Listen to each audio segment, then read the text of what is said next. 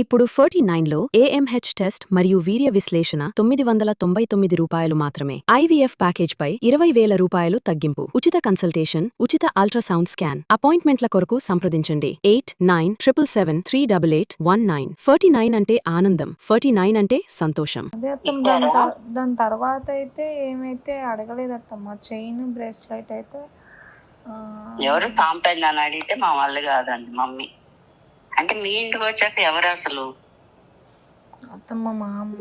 ఇప్పుడు నేను అమ్మ బిడ్డని ఎలా చూసుకుంటా? నా బిడ్డలాగా చూసుకుంటా ఇప్పటికి కూడా. ఏంటి నేను అడగలే అత్తమ్మ. ఐడియా ఉన్నంత వరకు అయితే మమ్మీ వాళ్ళు అయితే పెద్దనాన్న వాళ్ళు కూడా దీని గురించి అడిగినట్టయితే లేదత్తమ్మ. చైన్ అడిగినా పెట్టము అని అయితే ఇప్పుడు నా ముందే అడిగారులే గాని అమ్మ చెప్తే విన్నానే మా వాళ్ళు కాదని. ఎవరు అసలు వాడు? అట్లా ఏమైతే జరగలేదు అత్తమ్మ. నాకు తెలుసు కదా. చైన్ అయితే అప్పుడు ఎప్పుడు అత్తమ్మా? ఎంగేజ్మెంట్ ముందా లేకపోతే ఎప్పుడు అత్తమ్మా? ఎంగేజ్మెంట్ కి పెట్టారు. పెళ్లికి అడిగితే ఏమన్నారు? అమ్మని అడుగు. సాంపేదనాన్ని అడిగితే మా వాళ్ళు కాదని. ఏది చైన్ అత్తమ్మా? ఏదో అడిగితే మా వాళ్ళు కాదని. చైన్ రింగ్ ఏమైనా అడిగారా అత్తమ్మా? రింగ్ ఏంటి చండాలంగా? అంటే డైమండ్ రింగ్ అట్లా అత్తమ్మా. అంటే నాకు తెలియదని అడుగుతున్నా అత్తమ్మ. నాకైతే నిజంగా ఐడియా లేదు దీని గురించి. అంటే వాడిని కూడా మీరు కూడా ఒక మనుషులాగా ఒక వాల్యూ ఇస్తే వాడు కూడా మా మామగారి ఇల్లు, మా అత్తగారి ఇల్లు అని వచ్చి చక్కగా ఉండడానికి వాడికి ఇష్టం కలిగేది. కానీ వాడు ఎప్పుడు బయట పడలేదు. కానీ ఒక్కరు గుర్తుకు పెట్టుకోవాలి, గుర్తించాలి కదా. మా ఇంటికి వస్తున్నాక మా బిడ్డని గుర్తించాలి. అది గుర్తించలా. లేదత్తమ్మా. ఇప్పుడు మమ్మీ కూడా అంటుంటది నేను చెప్పా. ఇప్పుడు తను డబ్బులు లేవు, వ్యాపారం పెట్టాలి, బిజినెస్ పెట్టాలి. నీకు నేను చెప్పా, ఒక 2 కోట్లు మా తీసుకొచ్చి అదే ఏం వ్యాపారం పెడదాం పద అని చెప్పి నిన్ను అనమన్నా. నువ్వు ఆ పని చేసావా? దాని తర్వాత నాకు అసలు ఆ సిచ్యువేషనే రాలేదత్తమ్మా. ఫోన్స్ దాని గురించే మనం వాష్రూమ్ లో వినడము, దాని తర్వాత ఆ టెన్షన్ లోనే ఉన్నాం కదా అత్తమ్మ. అసలు ఇంకా అంటే డిప్రెషన్ కి వెళ్ళిపోతున్నప్పుడు అన్న నేను చెప్పాను ఏమి కంగారు పడొద్దు, టెన్షన్ పడొద్దు అని ఇట్లా చెప్పాను అత్తమ్మ అన్నావు. గాని ఇప్పుడు నీ పేరున ఎన్నో ఉండి అంటారు. వాడి చేతికి ఇచ్చి ఇది చేద్దామని అంటే వాడికి ఒక తృప్తి ఉంటది. అసలు మీరు గుర్తించింది ఎక్కడ? డాడీ గుర్తించింది ఎక్కడ? ఎప్పుడు దాని గురించి తర్వాత అంత సీరియస్ డిస్కషన్ రాలేదత్తమ్మ. ఎప్పుడో స్టార్టింగ్ లో మరి వస్తే రావచ్చు అత్తమ్మ. అంతేగాని మీరు దాని గురించి చెప్పిన తర్వాత మేము అడిగేదాకేంటి? వాడికి అసలు పెళ్ళప్పుడు ఏం చేశారు డాడీని ఆలోచించుకోమని. ఏం చేశారా ఆలోచించుకోమని. పిల్లడికంటే ఒక వాల్యూ ఇచ్చారా? కనీసం గొడుగు పట్టడానికి కూడా రాలేదు. వర్షంలో తడుస్తా నుంచున్నాడు. ఎంత ఘనంగా తీసుకెళ్ళాలి ఇంటికి, లేదంటే అక్కడికి వచ్చినప్పుడు కానీ ఇవన్నీ ముందుంటాయి వాడికి మైండ్ లో. నాకు బాధని వాడికి అక్కడే మైండ్. అందుకని అప్పుడు ఉండమంటే వాడు ఉండలేకపోయాడేమో అనుకుంటా ఉంటాను. లేదత్తమ్మా, నాకు చెప్పాడు అలా అని కాదత్తమ్మా. నేను ముందే ఆయన అడుగుతానే ఉన్నత్తమ్మా. అంటే నార్మల్గా నీకేమైనా ఇబ్బంది ఉంటే నాకు చెప్పు అని అంటే, ఇబ్బంది ఏం లేదు, కాకపోతే అర్థం చేసుకోవాలి. కానీ చెబుతాడా? మా అమ్మాయి పేరు ఎంత ఉంది అంత ఉందని చెప్తున్నారు. కానీ కనీసం ఇంత ఇచ్చి ఏదన్నా వ్యాపారం చేసుకో. మామయ్య గారికి అక్కడ డబ్బులు లేక ఇబ్బంది పడ్డాడు. ఇప్పుడు ఏంటి తక్కువ రేట్లకైనా బిడ్డల ముందు వాళ్ళకి డబ్బులు చేతికి ఇచ్చి బిజినెస్ చేయించాలని తక్కువ రేట్కైనా అమ్మేశారు ఇప్పుడు కొన్ని స్థలాలు. అత్తమ్మ మీరు అప్పుడు ఒకసారి అన్నారు అత్తమ్మ దీని గురించి. ఒకసారి ఇట్లా ఆయనతోనైనా ఆయన తృప్తిగా ఫీల్ అవుతాడు అని అన్నారు కదా అత్తమ్మ. ఇప్పుడు నాకు తెలిసింది అయితే నేను చెప్తున్నా అత్తమ్మ, ఇది స్టార్టింగ్ లో చేయనది అయితే నాకు నిజంగా ఐడియా లేదు. చెప్పింది అమ్మ చెప్పింది. నా ముందే సాంపేదనాన్ని అడిగాడే, మామూలుగా అడిగితే వల్ల కాదండి. అంటే అసలు వాడికి వాల్యూ అంటే ఎక్కడ ఇచ్చారు? అయితే ఇది అసలు ఎంత వేదనగా ఉంటుందో తెలుసా. ఇప్పుడు నువ్వు నా ఇంటికి వస్తుంటే నా ఇంటి బిడ్డ నా బిడ్డ అనుకొని నీకు ఖర్చు పెట్టుకున్నావు. ఎందుకు? మేము అప్పులు చేసుకొని వడ్డీలకి డబ్బులు తెచ్చుకొని కూడా మా బిడ్డ అని చెప్పి నీకు అట్లా చేసుకున్నాం. అంటే పెళ్లి ఖర్చులు తీసి మామూలుగా 2 కోట్లు అయింది.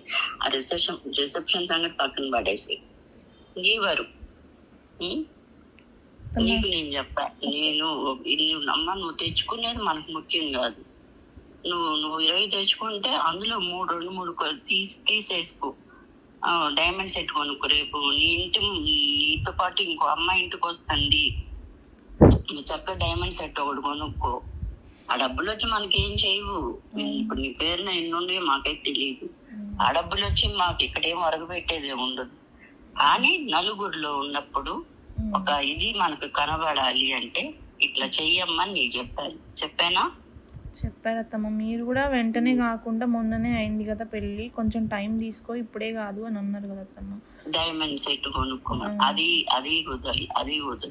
ఇప్పుడు మమ్మీ డాడీ వాళ్ళు ఎంతసేపు ఎక్కడో ఉండే అల్లుళ్ళకి కొంతనేసి చెప్పారు గాని మా అల్లుడికి అట్టు పెట్టారు, మీరు పెట్టరా, మా అమ్మాయికి ఇలా పెట్టారు, మీరు పెట్టరా అని చెప్పి అన్నారు. కానీ ఏదత్తమ్మా, దేని గురించి వద్దమ్మా? అసలు మామూలుగా చెప్పారంట. ఇప్పుడు 2వ అబ్బాయికి వచ్చే అమ్మాయి బాగా ఉండమ్మాయి, మా ఆడపడుచు కట్నం పిల్లకి 50 లక్షలు ప్రాపర్టీ ఇస్తుంది. ఇవన్నీ చెప్తే కూడా అవి పరిగణలోకి తీసుకోవాలా. అంటే ఇద్దరు ఇంటి కోడళ్ళు ఇంటికి వచ్చే చోట దాని గురించి పరిగణలోకి తీసుకోరు, కానీ ఇద్దరు వేరు అల్లుళ్ళు పరిగణలోకి తీసుకోవాలా? కాదు, ఎప్పుడు చెప్పారు అత్తమ్మ ఇదంతా? ఇద్దరు ఇదంతా అప్పటి నుండి జరుగుతూనే ఉంది. మీరైతే స్టార్టింగ్ లో అప్పుడు ఒకసారి మాకు చెప్పారు కదా అత్తమ్మ, అది డైమండ్ నెక్లెస్ తీసుకోమని చెప్పి. దాని తర్వాత నేను ఒక 2-3 డేస్ ఆగి మెల్లగా డాడీకి చెప్పాను అత్తమ్మ. చెప్తే అన్నాడు డాడీ, కొంచెం మొన్ననే కదా, కొంచెం ఒక 1 మంత్ ఒక 1-2 మంత్స్ ఆగి నాకు అసలు ఇది కాదు, టైం ఏం వాల్యూ ఇచ్చారు నాకు, అది కావాలి అసలు ముందు. డాడీ మమ్మీ వాళ్ళు ఏ వాల్యూ అంటే ఇచ్చారు, వాడికి ఒక కారు కొనమని చెప్పారు అంటే సంపాదన అది లేదు.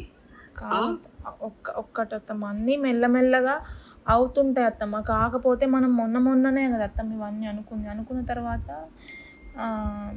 ఆయన కూడా ఎక్కడ నేను చెప్పానంటారు. ఇప్పుడు నీకు 10 ఇస్తున్నారమ్మా, 10 ఇస్తుంటే నువ్వు ఆ 10 తెచ్చుకోవద్దు అని ఇట్లాగా 2-3 అవి నీ వరకు నువ్వు ఇట్లా చేసుకోమని నేను నీకు చెప్పాను. ఎందుకంటే మనం ఒక ఇదిలో ఉన్నప్పుడు నువ్వు వచ్చేప్పుడు నువ్వు ఘనంగా రావాలి. రేపు 2వ అబ్బాయి ముందు, ఆ 2వ కోడల ముందు నా బిడ్డ ఇది తక్కువ అవ్వకూడదు, నువ్వు తక్కువ అవ్వకూడదు అని ఎన్నో చెప్పాను. సరే మేఘన ఇవన్నీ తీసేసి ఈ మధ్య మీ డాడీని ఆలోచించుకున్నాను. వాడికంటూ ఒక వాల్యూ అంటూ ఇవ్వలేదు, నాకు తెలిసి అయితే ఇవ్వలేదు. అంటే మరి ఏ ఉద్దేశంగా అట్లా చేశారో అసలు నాకైతే తెలియదు. కానీ ఇప్పుడైతే చదువుతున్నాను. రేపు ఆషాఢానికి ముందు ఇప్పుడు కొనరు ఎటు కార్లు, ఆషాఢంలో కొనరు. 2 రోజులు లేట్ అయినా పర్వాలేదు, ఏదైనా ఇన్నోవా అయినా తీసుకొని రేపు బన్నయ్యని తీసుకెళ్ళినప్పుడు మీ డాడీ ఇచ్చి అట్లాగా వాడిని కొంచెం అన్నా ఆకట్టుకోవడం నేర్చుకోమని. అంటే ఇవి ఇస్తేనా ఆకట్టుకుంటాడా అంటే దానికి నేను సమాధానం చెప్పలేను. కానీ కొంచెం వాడిని మంచి చేసుకోవడం, మంచిగా చేసుకోవడం ఇవన్నా చేయమని డాడీ. ఎప్పుడన్నా కనీసం మామగారి ఇల్లు, అత్తగారి ఇల్లు అని రావాలి కదా. వాడు కూడా వాడికి ఉండాలి కదా మైండ్ లో కొంచెం అన్నా, నా మామగారు నా అత్తగారు అని కలగాలి కదా. నా సొంత మనుషులు అనేది కలగాలి కదా. మీరు వేరుగా చూస్తే వేరుగానే ఉంటారు. నిజంగా నేను ఇప్పుడే మనం నమ్ముకునే దేవుడి మీద అయితే ఒట్టేసి చెప్తున్నా, నేనైతే ఎక్కడ తక్కువ చూడలేదు అత్తమ్మ. అంటే చూడలేదంటే మా ఉద్దేశంలో అంటే మమ్మీ డాడీ అయినా ఎక్కడ పట్టుకున్నారు అలా కాదత్తమ్మ. మమ్మీ అయినా డాడీ అయినా వచ్చినప్పుడు తింటున్నా, రాజు మాట్లాడుతున్నా, ఎక్కడన్నా ఉన్నా కూడా నా కొడుకులాగానే అనిపిస్తుంది అని మమ్మీ ఫీల్ అయింది తప్ప, తప్పుగా అయితే ఒకవేళ తెలియకుండా ఏమన్నా మిస్టేక్స్ చేసి ఉండొచ్చు అత్తమ్మ, గొడుగు అట్లాంటివి ఏమన్నా తెలియక చేశారు కానీ కావాలని అయితే జరిగినాయి కాదు అత్తమ్మ. మీరు ఒకవేళ ఆ విషయంలో ఫీల్ అయితే నిజంగా సారీ చెప్తున్నాను అత్తమ్మ. అవి ఇంకొకసారి రిపీట్ కూడా అవ్వవు. కాదు నాన్న, ఇప్పుడు నేనేం చెప్తానంటే, ఇప్పుడు ఆషాఢం 2 రోజులు లేట్ అయినా పర్వాలేదు, శ్రావణ మాసం వచ్చాక 2 రోజులు లేట్ అయినా పర్వాలేదు, డాడీ ఒక కారు కొని అక్కడ ఇంటి దగ్గర పెట్టి రేపు అన్నయ్యని తీసుకొని వెళ్తారు కదా, అప్పుడన్నా వాడికి అట్లాగన్నా ఇచ్చి కొంచెం వాడికి వాల్యూ ఇచ్చి వాడిని కొంచెం అన్నా మా పిల్లోడు అన్నట్టు మేము నీకున్నామమ్మా అన్నట్టు కొంచెం ఆ భరోసా అన్నా కల్పించండి. నేను కూడా మీ మనుషులమేమ్మా అన్న భరోసా అన్నా కల్పించండి. డాడీ అయితే అంటే కలిగిస్తారు అత్తమ్మ. కొంచెం లేట్ అటు ఇటు అయినా కానీ డాడీ అయితే అసలు అట్లా ఫీల్ అవ్వలేదు అత్తమ్మ. నా ఎప్పుడైనా ఇంకా చెప్పాలంటే అక్క వాళ్ళ హస్బెండ్ అంటే కూడా రాజీవ్ని ఇంకా ఎక్కువ ఇష్టంతో తీసుకున్నాడు అత్తమ్మ అన్నీ కూడా. అందుకే ఒకవేళ తక్కువ స్పాన్ ఆఫ్ టైంలోనైనా డాడీకి ఉన్న దాంట్లో అయితే అప్పటికప్పుడు అడ్జస్ట్ అయిన దాంట్లో అయితే ఇప్పుడంటే నాన్న, ఇప్పుడు కార్ ఎందుకు చెప్తున్నానంటే అది లోన్ మీద కట్టుకోవచ్చు, నెలకి ఇంత అని ఏదో కట్టుకోవచ్చు. అయితే ఇది అసలు అట్లీస్ట్ మీరు చెప్పిన మాట నేను ఇంకా మమ్మీ వాళ్ళ వరకు కూడా రీచ్ చేయలేదు అత్తమ్మ. ఏంటంటే ఇది అప్పుడు బిజినెస్లో కొన్ని సాంప్రదాయం అయితే చాలా సార్లు కారు కొనండి బన్ను, కారు కొనండి అని బన్ను అని డాడీ చాలా సార్లు అయితే చెప్పాడు. ఇదైతే ఏ టైంలో అత్తమ్మ? పెళ్లి తర్వాత? పెళ్లి అయ్యాక, పెళ్లికి ముందు అయితే చెప్పాడంట. పెళ్లికి ముందు అయితే చెప్పలేదు అనుకుంటున్నా. అయితే పెళ్లి తర్వాత అయితే మీరు అప్పుడు నాతో అన్న ఈయనకి కొంచెం కార్ కావాలి ఎటన్నా వెళ్ళడానికి అని మొన్న కదా నాన్న, అది మొన్న కదా జరిగింది. అప్పుడు జరిగింది. అది డిప్రెషన్ లో ఉన్నప్పుడు నా కార్ ఇప్పిమని నాకు తెలిసింది కూడా అప్పుడే జరిగింది. పెదనాన్న అడిగాడు సాంప్రదాయాలు. ఇప్పుడు నన్ను అసలు అది కాదు నేను అనేది ఏంటంటే, వాడికి కూడా కొంచెం మేము నీ మనుషులం అయ్యా, నువ్వు మా బిడ్డవన్నా ఆకట్టుకోవడం, ఆ భరోసా కల్పించమని డాడీ అట్లన్నా. రేపు దానికి కూడా ఆస్తులు అమ్మేయాల్సిన పనే ఉండదు. నెలకి లోన్ ఇంతని కట్టుకుంటారండి. అలా కట్టుకొని ఒక ఇన్నోవా కార్ రేపు వచ్చినప్పుడు అట్లాగా అన్ని కొంచెం అన్నా ఆకట్టుకునే విధంగా చేయమని డాడీ. ఊరికే తీసుకెళ్ళి అన్నం పెట్టి నిన్ను పంపించడం కాదు, బట్టలు పెట్టి. ఇదైతే చెప్పు డాడీకి. సార్ అయితే నేను చెప్తాను అత్తమ్మ. ఇంకొకటి అదైతే చెప్తున్నాను. దీని గురించి మీరు ఏమనుకున్నా నాకు బాధ. ఎందుకంటే రేపు నేను జరగబోయే దాని గురించి నేను ఇప్పుడు చేసుకుంటున్నాను అన్నమాట. వాడిని కూడా ఒక వాల్యూ ఇవ్వండి, వాడిని గుర్తించండి. మా బిడ్డ మా అల్లుడైనప్పటికీ మాకు బిడ్డ అని చెప్పి అదొక్కటి చేసుకుంటే మేము అమ్మకు బిడ్డకి కారు ఇద్దామని అనుకున్నాం. కానీ వాళ్ళు వద్దన్నారు కారు. మాకు చాలా కార్లు ఉన్నాయి, మాకు వద్దు ఈ కార్లే. అట్లాగా అసలు పెళ్లికి ఏదన్నా పెట్టమని అడిగితే మా వల్ల కాదన్నమ్మ. నాకు తెలుసు ఆ మాట. అంటే మా ఇక్కడే ఉండి మాట్లాడాడు స్పీకర్ పెట్టి. డైమండ్ సెట్ అడిగితే మేము చెప్తాము చెప్పాల్సింది. అసలు మాకు మేము వడ్డీకి తీసుకొని డబ్బులు అంత కార్యక్రమం జరిగించాం. ఇప్పుడు బన్నయ్య కోసం తక్కువ రేట్ అయినా సరే ఇచ్చి పడేసి ముందు డబ్బులు చెప్తామన్నమాట. ఎందుకంటే బిడ్డ బాగుండాలి ముందు, మనకి అది ముఖ్యం. మనకి మామూలుగా చూసుకుంటే అయినా ఎక్కువ సార్లు ఇక్కడ రావడానికి కూడా ఛాన్స్ దొరకదు కదా. మనం పెళ్ళైన తర్వాత వైజాగ్ వెళ్ళడం, వచ్చిన తర్వాత మనం కూడా ఈ ఫోన్స్ గురించి దాని గురించి ఎక్కువ టెన్షన్ పడ్డాను. ఇప్పుడు మేము కారు కొనుక్కోవాలంటే కొనుక్కోగలమమ్మా, కానీ ఈ వైపు నుంచి కూడా వాడికి ఒక అంటే ఇది రావాలి కదా, పాజిటివ్ మైండ్ రావాలి కదా. అట్లా ఉండాలి కదా. నేను కోరుకుంటున్నది ఇప్పుడు మీరు ఇస్తేనే కారు మాకు ఉంటదని కాదు. లేదంటే మామయ్య కొని పెడతాడు. మామయ్య కొని పెడితే వాల్యూ ఏమొస్తుంది డాడీకి? అది నేను అందుకోసం లేదంటే ఇప్పుడు కొని పెట్టేవాళ్ళు మామయ్య. డబ్బులు ఉన్నాయి ఇంట్లో, పొలాలు అమ్మే డబ్బులు ఉన్నాయి, కొని పెట్టేవాళ్ళు. కానీ మీకు ఐదు రాదు కదమ్మా. దానికి అందుకని అదేం నేను ఆలోచించుకొని ఈ నిర్ణయం తీసుకున్నా. నేనే నీకు చెప్తాను, నువ్వు అది ఎట్లాగా ఆచరణలో పెట్టుకుంటావో ఇక నీ ఇష్టం. అది నేను పెట్టుకోకపోయినా నేను చేసేదంటూ ఏమీ లేదు. లేదత్తమ్మ. మీరు సరే మీరు చెప్పినా ఇప్పుడు మేము చెప్పినా పెళ్ళైన తర్వాత మేమిద్దరం మంచిగా ఉండాలనే చెప్తారు అత్తమ్మ మీరు. మా అమ్మాయి నేనైతే నీ ఫస్ట్ నుంచి వద్దమ్మా, చిన్నపిల్లోళ్ళ అట్లా ప్రాంతం చేసుకోరు అని నాకు తెలిసిన వరకు నేను అన్ని నీకు చెప్తూనే వచ్చా. కానీ మీ ఇద్దరికి ఫస్ట్ నైట్ ఇట్లా జరిగింది అత్తమ్మ ఒక్క మాట నాకు చెప్పావా? చెప్పలేదు. ఇప్పటికి అంతా ఇదైపోయా. అత్తమ్మ నేను ఆయనతో కూడా చెప్పుకుంటూనే వచ్చాను అత్తమ్మ. అత్తమ్మ మీరు అడిగిన రోజే నాకు చెప్పాను కూడా, అత్తమ్మ ఇట్లా అడిగింది మరి అంటే మనం ఏమని చెప్పాలి అంటే, అలా ఎందుకు చెప్తావు, ఇట్లనే చెప్పు మరి, ఎందుకు బాధ పెట్టడం మమ్మీ వాళ్ళని అని అన్నాడు. ఆయన అన్న తర్వాత ఆయన కాదని చెప్తే మళ్ళీ ఆయన ఏమన్నా అనుకుంటాడు, ఆయనకి ఏమన్నా బ్యాడ్ ఫీలింగ్ అట్లా ఏమన్నా వస్తుందేమో అని చెప్పి నేను కూడా చెప్పలేదు అత్తమ్మ. అప్పటికి నేను ఆయన ఫోర్స్ చేస్తూనే వచ్చాను. మరి ఎన్ని రోజులు ఉంటాము ఇట్లా అని చెప్తే, దాని గురించి తర్వాత చూద్దాం, తర్వాత మాట్లాడదాం అనుకుంటూ ఇంకా దాని తర్వాత నీకు చెప్తూనే ఉన్నాను అత్తమ్మ. మెల్ల కిందికి వచ్చి అట్లా ఫోన్స్ మాట్లాడుతుండడం అట్లా చేస్తున్నాడు, బాత్రూమ్కే వెళ్తున్నాడు, లేట్గా స్నానం చేస్తున్నాడు, వచ్చే వరకు పడుకుంటున్నాడు. ఇంకా అవన్నీ అయిపోయినాయి. అసలు ఇప్పుడు నేను జరగాల్సిన దాని గురించి చెప్తున్నాను మీకు. అదే అత్తమ్మ అసలు అది అయిపోయింది, అదొక ఇదైపోయింది. అసలు అది వదిలేద్దాం. అదే అత్తమ్మ మీరు చెప్పింది అర్థమైంది. అంటే కాకపోతే మనం ఏంటంటే ఆయన మా ఇక్కడికి రావడానికి కూడా ఎక్కడ కూడా ఛాన్స్ అంతగా పెద్దగా దొరకలేదు కదా అత్తమ్మ. అంటే పెళ్ళైన కొత్తలో 16 రోజుల పండుగ లేదా దావత్ అట్లా ఇచ్చినప్పుడు వచ్చారు, కానీ సపరేట్గా ఆయన మమ్మీ వాళ్ళ ఇంటికి వెళ్ళేసి వద్దాం. అసలు ఆకట్టుకుంది ఎక్కడమా? నేను అది అడుగుతున్నాను, అది ఎక్కడ ఆకట్టుకున్నారు? అంటే టైం అనేది ఎక్కువ లేదు కదా అత్తమ్మ. మనకు ఉన్నది 1.5 month అయింది అత్తమ్మ. కార్కి ఎంత కావాలరా? కార్కి ఎంత కావాలి? అదే కార్ గురించి కాదత్తమ్మ అన్నది, అన్నీ ఆకట్టుకోవడానికైనా ఇక్కడికి ఆయన సపరేట్గా ఎప్పుడు వచ్చింది లేదు కదా అత్తమ్మ. సరే అదే కానీ ఇప్పుడు మాత్రం జరగాల్సింది నేను చెప్పాను.